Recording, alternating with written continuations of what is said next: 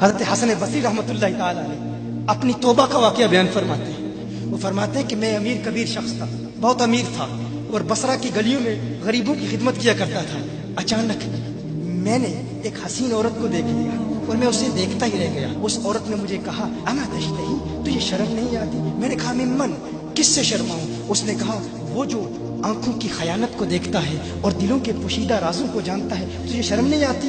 تجھے حیا نہیں آتی؟ کہا اس کا جملہ تو بہت بڑا تھا۔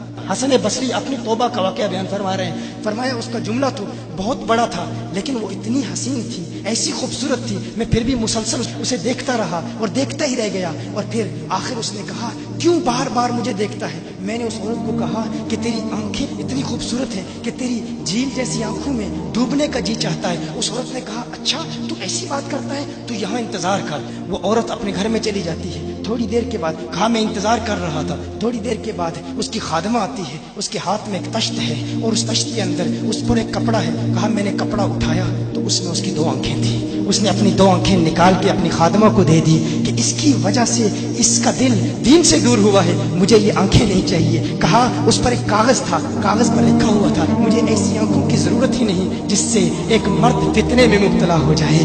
میری بہنیں جو اس گفتگو کو سن رہی ہیں ان کی بارگاہ میں بھی عرض ہے، وہ بہنیں جو گھنٹوں آئینے کے سامنے کھڑی رہتی ہیں فقط اس نیت سے کہ اپنے بالوں کو یوں سنوارے کہ مردوں کو فتنوں میں مبتلا کرے، یا کسی دکان میں جا کر کپڑے خریدتے وقت ان کے ذہن میں فقط یہی خیال ہوتا ہے ایسے کپڑوں کا انتخاب کریں گی کہ جن سے مردوں کو فتنے میں مبتلا کریں گے۔ یہ بھی امت کی بیٹی ہے جس کی ایک ادا سے ایک شخص ولی کامل بن گیا، حسن بصری بن گیا۔ حسن بصری فرماتے ہیں جب اس کی آنکھیں دیکھی میں تحکم کھو بیٹھا، میں زار و قطار رو رہا تھا، روتے ہوئے میں گھر چلا گیا، پوری رات میں روتا رہا، پوری رات توبہ کرتا رہا، استغفار کرتا رہا۔ حسن بصری فرماتے ہیں فجر کی اذان سنی، اچانک خیال آیا اس عورت کا شکریہ تو ادا کروں کہ جس نے اپنی آنکھیں میرے لیے، میرے دین کے لیے، میرے ایمان کے لیے اور توبہ پر استقامت کی خاطر قربان کر دی۔ کہا میں اس کے گھر گیا، جو ہی اس کے گھر پہنچا تو ادھر اس کا جنازہ نکل رہا تھا، اس کی موت واقع ہو چکی تھی۔ کہا میں رات گھر آیا، میں رات سو گیا، میری آنکھ بند ہوئی، میں نے اس عورت کو خواب میں دیکھا، میں نے کہا کوئی نصیحت کر۔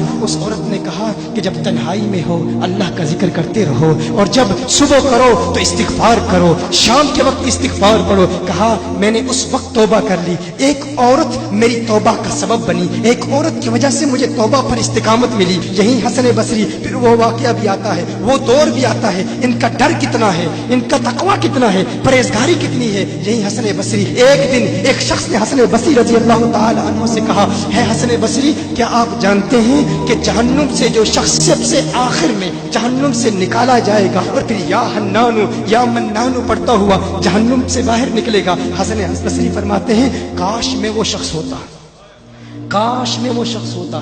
کہا گیا کہ جو جہنم سے سب سے آخر میں نکلے گا، 1000 سال جہنم میں رہے گا، یا حنانو یا منانو بڑھتا ہوا جہنم سے باہر نکلے گا۔ کہا کاش میں شخص ہوتا۔ انہوں نے کہا حضرت آپ کیا فرما رہے ہیں کہ آپ جہنم میں جانا چاہتے ہیں؟ آپ تو بزرگ ہیں، اللہ کے ولی ہیں۔ کہا تم میری بات نہیں سمجھے، وہ جو جہنم سے نکالا جائے گا کم از کم نکلنے کی ضمانت تو ہے، اس سے یہ تو پتا چل رہا ہے کہ ایمان پر موت واقع ہوگی، مجھے اپنے ایمان کی ضمانت نہیں ہے۔ میں نے اس لیے کہا کہ اگر مجھے یہ ضمانت بھی مل جائے کہ میں وہ ہوں تو وہ بھی مجھے قبول ہے، کم از کم ایمان تو سلامت لے کے جاؤں۔ میں کہتا ہوں اللہ فرماتا ہے خوف نہیں ہے، ڈر نہیں ہے، پھر فرماتا ہے یہ ڈرتے بھی ہیں، یہ ڈرتے بھی ہیں، لیکن ان کے ڈر اور ہمارے ڈر میں فرق کیا ہے؟